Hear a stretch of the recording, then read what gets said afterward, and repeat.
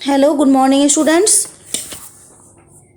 आज मैं आप लोगों को हिंदी में ये चित्रकथा है। क्या है चित्रकथा? एकता में बल है। क्या है बेटा? एकता में बल है। ये कहानी है, इसमें क्वेश्चन आंसर या कोई भी फिलअप्स नहीं है। तो चलिए आज मैं इस कहानी को आप लोगों को समझाती हूँ। इससे पहले मैंने आपको चैप्टर 21 में पढ़ाई थी बिल्ली मौसी। उसका अभी अभ्यास जो है ये प्रश्न मंच, क्वेश्चन आंसर और ये जो है विकल्प है जो कि आपको ढूंढ के इसमें 1 मिनट सही का टिक लगाना पड़ेगा। वो मैं आपको नेक्स्ट क्लास में करवाऊंगी। आज मैं ये कहानी आप लोगों को पढ़ाती हूँ। निकालिए चैप्टर 22। चैप्टर 22 में क्या है बेटा? एकता में बल है। तो चलिए हम कहानी पढ़ते हैं। क्या है कहानी और कहानी को समझते हैं। सबसे पहले इसको हम रीडिंग करते हैं। क्या है? बूढ़ा हो चला हूँ, पता नहीं कब प्राण निकल जाए। 4 बेटे हैं परंतु आपस में सदा झगड़ते रहते हैं।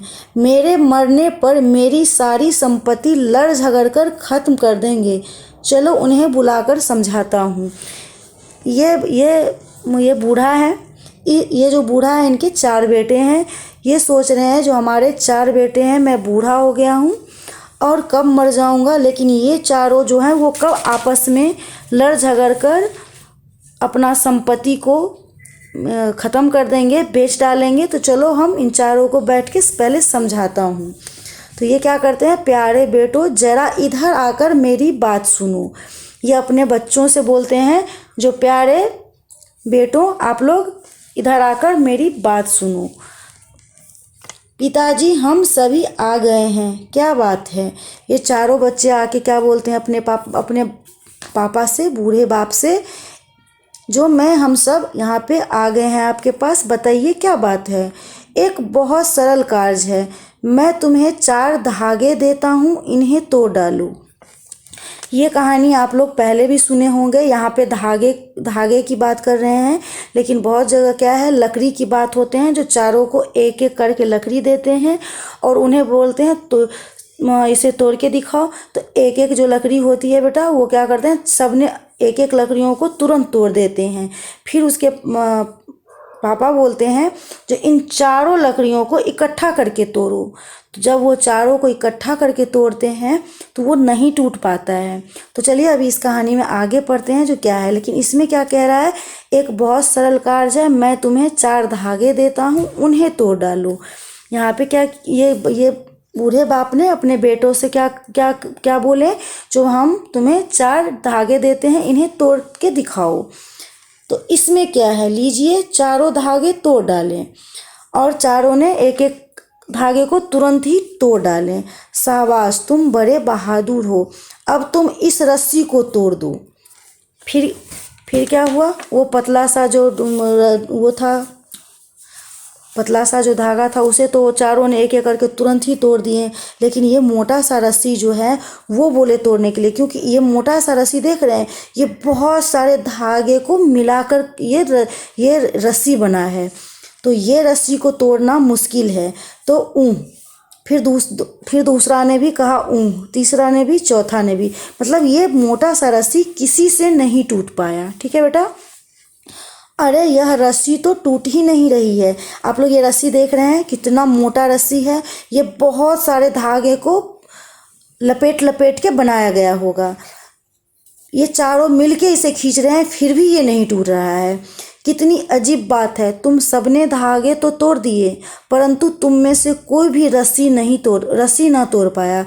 फिर ये जो बूढ़े बाप हैं वो बोलते हैं, तुम चारों ने तो बड़े आसानी से उस धागे को तोड़ दिया, लेकिन ये जो रस्सी है, इस रस्सी को तुम चारों मिलकर भी नहीं तोड़ पा रहे हो। तो फिर देखिए आगे क्या होता है। पिताजी हमने बहुत जोर लगाया परंतु रस्सी नहीं टूटी, ऐसा क्यों हुआ? फिर ये चारों खड़े हो जाते हैं और यह क्वेश्चन अपने पापा से पूछते हैं, जो पिताजी हम लोगों ने तो बहुत कोशिश किया, बहुत ताकत लगाया, फिर भी ये रस्सी नहीं टूटा, ऐसा क्यों? फिर उसके पापा समझाते हैं, देखो धागा जब अकेला था तो कमज़ोर था, क्योंकि वो धागा एक था तो क्या था बेटा? कमज़ोर था। सबने उसे सरलता से तोड़ डाला। बहुत से धागों से मिलकर बनी है रस्सी। मैंने अभी आपसे इससे पहले इस कहानी में बताया है, अभी इससे पहले ही जो ये जो मोटा सा रस्सी है वो बहुत सारे धागे को लपेट कर बना हुआ है। अब एक को तो आपने झट से तोड़ दिया, लेकिन इतने सारे धागे से जो ये रस्सी बना हुआ है, इसको तोड़ने में बहुत ही आपको कठिनाई होगी।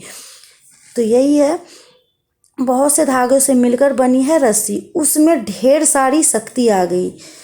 और क्या हुआ, ये बहुत सारे जो धागे से बने हैं, तो इसमें क्या हुआ, इसमें ढेर सारे ताकत आ गई है, उसे कोई ना तोड़ पाया।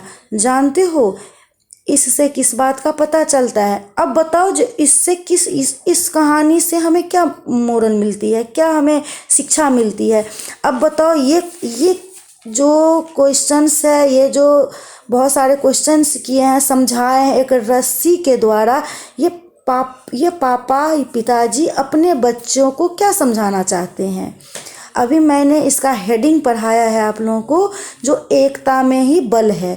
तो एकता का मतलब है, यदि ये चारों अकेले अकेले रहेंगे तो इनको आस पड़ोस वाले या कोई भी इन्हें कभी भी हरा सकते हैं, कभी भी इनसे कोई भी इनके खेत बाड़ी जो भी है, आप लोग बाड़ी जानते होंगे, गांव में बाड़ी होते हैं, खेत होते हैं, तो कोई भी इनसे आसानी से छीन सकता है। लेकिन यदि ये चारों भाई एकता होकर रहें, अपना एकता बना के रखें, तो इन्हें कोई नहीं तोड़ सकते हैं। जैसे इस रस्सी को चारों भाई ने मिलके नहीं तोड़ पाए, वो एक एक धागा को तो आसानी से तोड़ दिए, लेकिन इस रस्सी को नहीं तोड़ पाए। तो इस कहानी से हमें यही शिक्षा मिलती है कि हमें अपने भाई बहन या अपने से हमेशा एकता बना के रखना चाहिए।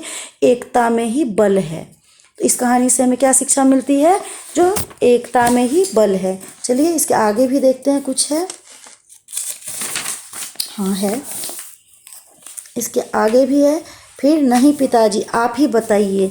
जब वो क्वेश्चन पूछें, जो आप बताओ जो ऐसा क्यों हुआ, लेकिन बच्चे को इसका उत्तर नहीं पता था, आंसर नहीं पता था।